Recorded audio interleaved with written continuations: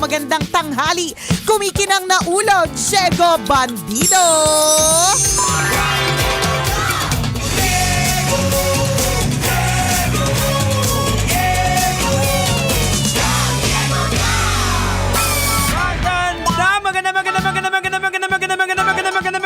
Magandang tanghali. Kumikinang ina.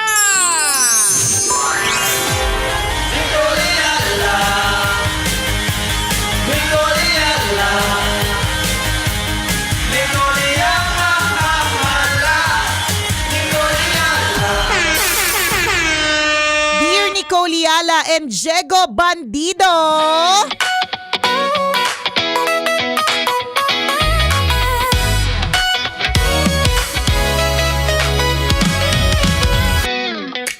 Bakit po ganon?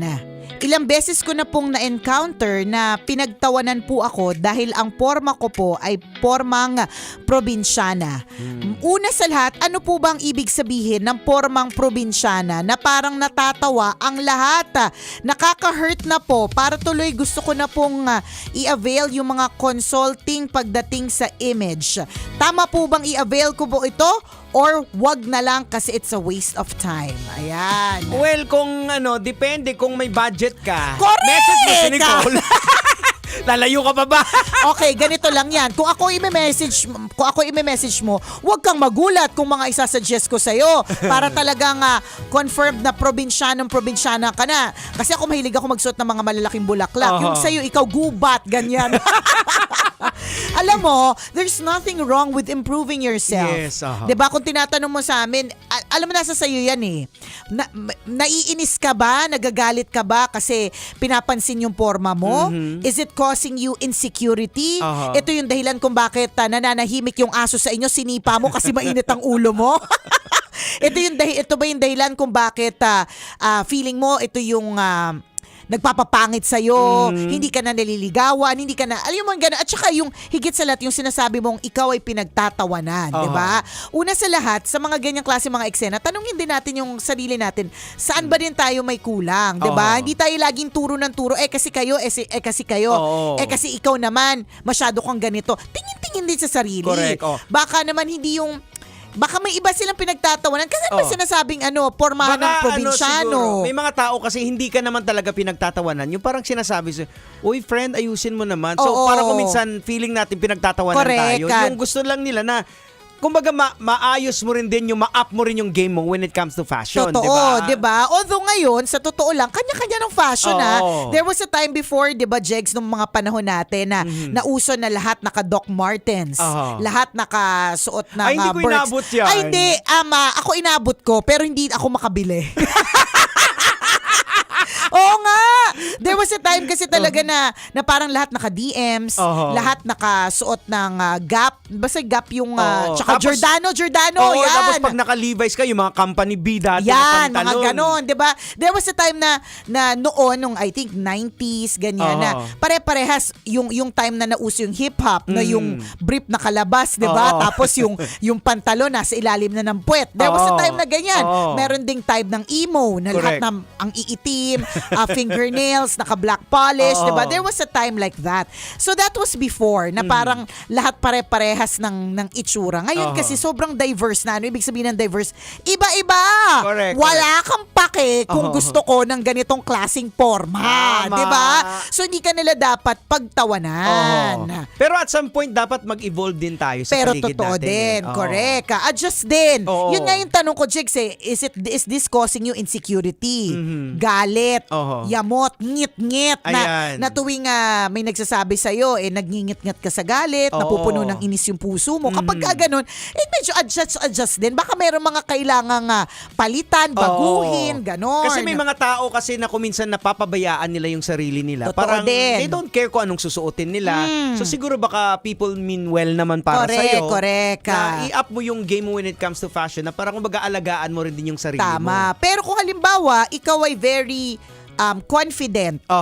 Very okay lang sa'yo. Wala akong pakialam sa itsura ng outfit ko. Basta ang mahalaga ay iba yung definition mo ng confidence.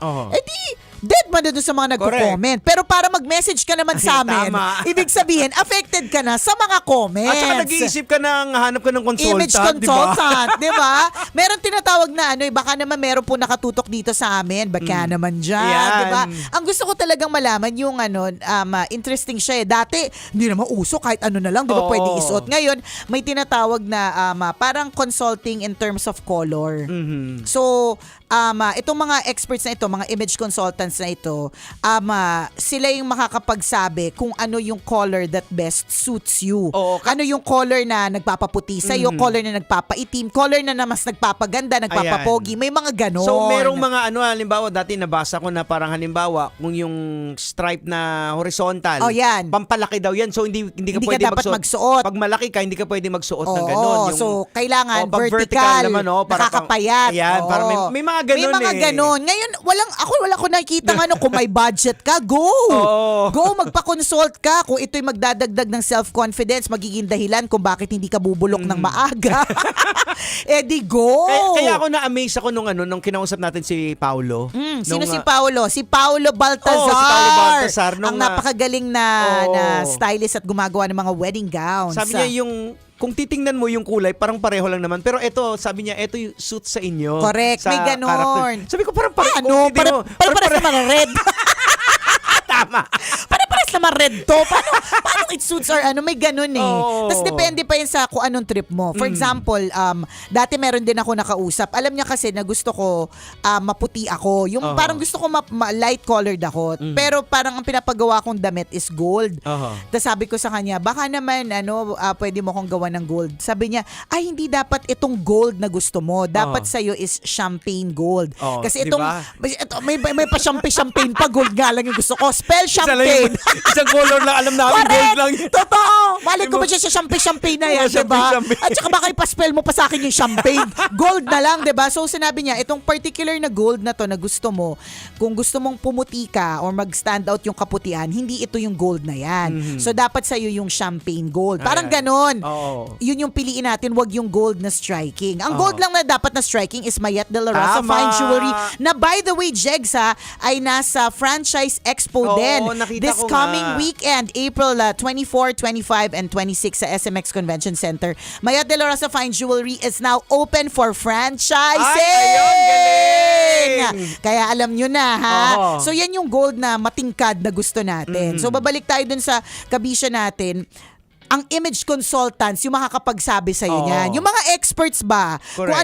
Kung ano yung bagay. Ganon. Ayan. Sa akin kasi kung ano lang pasuot ng Mahila. asawa ko, yan. Yun na yun. Yun. Kung minsan Diba? nga, galing sampayan pa. Oh, correct. ano lang tawag doon eh. Pagpag lang, pagpag okay lang. na to. Mag-straight din naman yan. Gusto't mayaman. Yung asawa ko lang pakialam sa outfit eh. Kaya nga kapag halimbawa magsusuot yan ng pantalon, let's say, kaming mga mag-iina, ang tanong talaga namin sa isa't isa is, may lakad ba tayo? Nagpantalon si daddy. Kasi may mga taong ganun eh. Sobrang comfy nila with just wearing shorts, walking shorts, pambahay shorts. Hindi match yung print to print yan minsan asawa ko eh. Naka-print na bulaklakin sa ang shorts tapos imamatch na ng mga bulaklakin din na ibang kulay, ganun. Pero confident siya doon. Wala siyang pake. Pero isang beses nga, parang nalaglag ata yung pantalon niya na maluwang. Oo. Kita yung brief niya. Yung magkasama tayo na Correct tayo. Nalaglag yung niya, yung pantalon niya sobrang luwag. Alam mo yun? Kala mo naman yung brief hindi bacon. So, pero, okay lang siya. Yes, oo. May mga tao kasing ganun. Pero may mga taong katulad nito na nag-message na, mukhang may pake. Ayan, oo. And I don't think wala kang pake. I think may pake ka para magsabi ka, magtanong kung dapat na ba akong mag-push through with image consultancy, blah blah, eklavu, ganon. Kasi may mga tao nga, in fact, na they wanted to be different eh. Meron Sinasadya din. nila eh. Totoo Para din. rare sila eh. Correct. O baka naman gusto mo ganun ka. Oo. Or pwede mo siyang tingnan sa ganun na POV. Na okay, fine, pare-pares kayo ng suot. Oo. Ako, probinsyana look. Na hindi ko maintindihan masyado yung probinsyana look. Ang naisip ko kasi pag Siguro probinsyana, parang manang yung datingan. ako nga naisip ko manananggal eh. Nakahating katawa.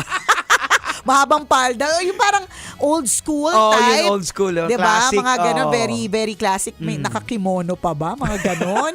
Siguro. Tapos, or baka kaya sila nagko-comment kasi hindi siya pang office attire. Siguro Pwede din. like binanggit kanina ni Nicole, yung kulay hindi match sa complexion mo. Correct, may mga ganon. siya eh. Meron kasi talagang parang may mga taong gumaganda sila o pumupogi sila lalo basta tama yung suot nila. Oo. 'Di ba? Mga Alam, ganon. si Kim Chino na lang, laging naka-black, di ba? Correct, kahit Oo. napakainit sa concert, 'di ba? Oo. Laging nakasuit 'yun. Oo. Ganyan, So, diba? Kasi alam niya, nakita niya na doon siya comfy at Oo. doon siya Doon bagay. siya kumikinang. Correct.